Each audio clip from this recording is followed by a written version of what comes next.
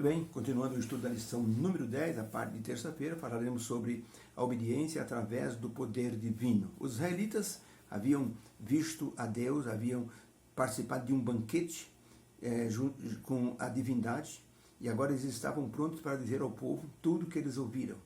Estavam prontos para dizer ao povo sobre o livro da aliança, como deveriam guardar a lei, as leis complementares, como deveriam tratar os escravos, as pessoas que trabalhavam para eles, os animais, os inimigos, lesões corporais, como poderiam ser tratadas, e os juízes estavam preparados para estar dirimindo qualquer tipo de dúvida. Porém, o povo teve que dizer para Deus algo que agradou muito a Deus. 3 vezes eles disseram: tudo que o Senhor falar, nós faremos.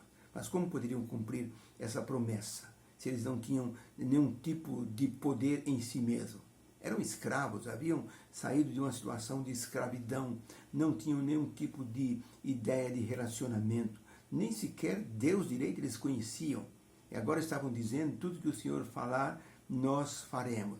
Eles então precisavam de um poder maior para estarem servindo a Deus de maneira plena. Por isso, nós devemos pensar o que Deus está pedindo de todos nós nessa ocasião. Deus está pedindo obediência, mas nós mesmos não temos condições de transformar a nossa vontade em obediência. Somente boa vontade não vai adiantar nada.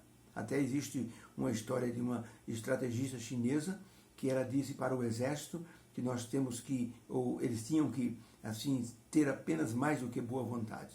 Boa vontade não leva a lugar nenhum.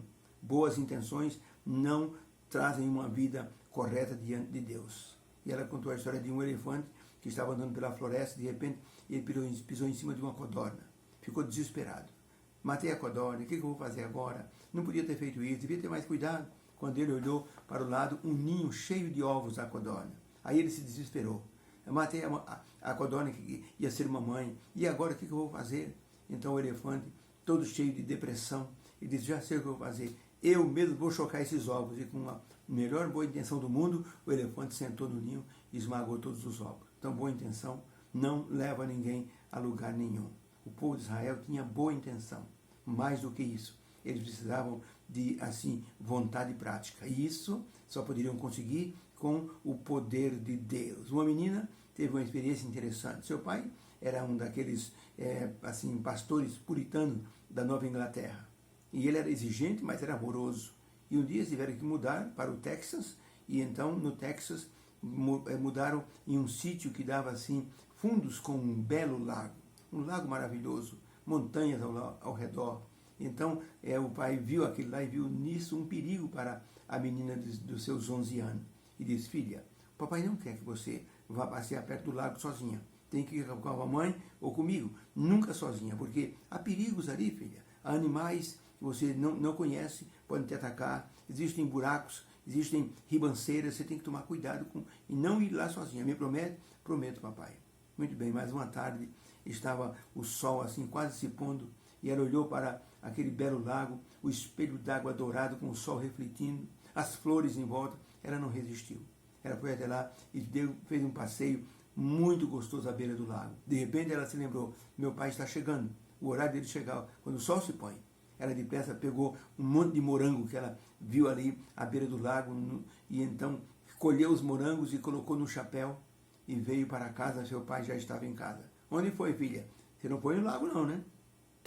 Ele disse: papai, eu não resisti, eu fui até o lago. Mas eu trouxe esses morangos maravilhosos para o senhor. O pai olhou os morangos e disse: filha, eu vou colocar esses morangos aqui, eu não quero esses morangos. Sabe por quê? Eu quero que você saiba de uma coisa: obedecer é melhor do que dar presentes. Então, para o povo de Israel, era preciso que eles obedecessem. Deus estava dando a chance deles ajustarem assim a vida deles com os preceitos divinos, e para isso eles teriam toda a ajuda necessária. Pergunta número 3. Para obedecermos a Deus de forma plena, como isso pode acontecer? Ezequiel capítulo 38, verso 26 diz o seguinte: e dar-vos-ei um coração novo, e porei dentro de vós um espírito novo, e tirarei da vossa carne o coração de pedra, e vos darei um coração de carne, e porei dentro de vós o meu espírito, e farei que andeis os meus estatutos, e guardeis os meus juízos, e os observeis. E habitareis na terra que eu dei a vossos pais, e vós sereis o meu povo, e eu serei o vosso Deus. Então a pergunta, como podemos obedecer a Deus de forma plena? A resposta é, a obediência só acontecerá se Deus nos der um novo coração e colocar o seu Santo Espírito dentro desse coração e nos capacitar através do Espírito Santo. Obedecer a Deus é um requisito imprescindível que nós não conseguiremos assim atender por nós mesmos, por causa da nossa natureza pecaminosa, que é contrária a guardar a lei de Deus.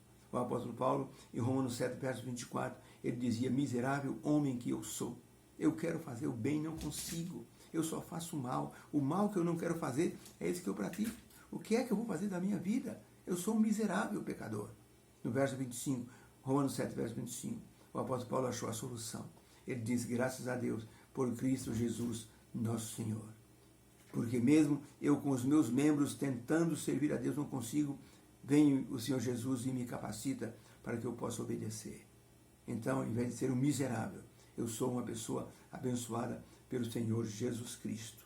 Ellen White escreveu no livro Patriarcas e Profetas, página 524, o seguinte, unicamente pela fé em Cristo é que os israelitas poderiam conseguir o perdão dos pecados e receber forças para obedecer à lei de Deus. Não mais deviam confiar em seus próprios esforços para alcançar a salvação, mas deviam confiar inteiramente nos méritos do Salvador prometido, se eles queriam ser aceitos por Deus.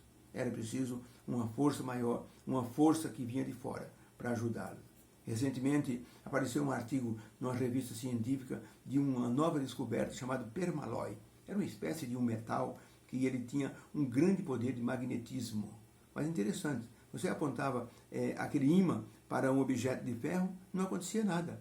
Só que quando apontava numa direção que assim alinhava com o magnetismo da Terra, aquele pequeno pedaço de ímã era capaz de puxar quase 5 quilos para perto dele, porque o magnetismo da Terra, alinhado com o permalloy, produzia aquela força de atração.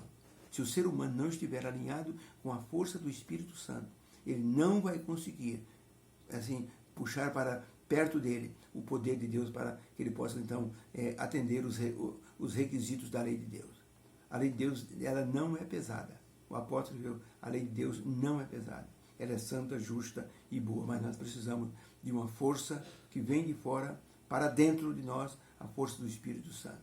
Deus nos concederá essa força se nós pedirmos e tivermos toda a boa vontade de atendermos os reclamos de Deus com respeito à obediência. Que o Senhor nos abençoe. Que a experiência do povo de Israel se torne a nossa experiência. Tudo que o Senhor falar, nós faremos. Com Deus, com o Espírito Santo e com Jesus Cristo, nós conseguiremos.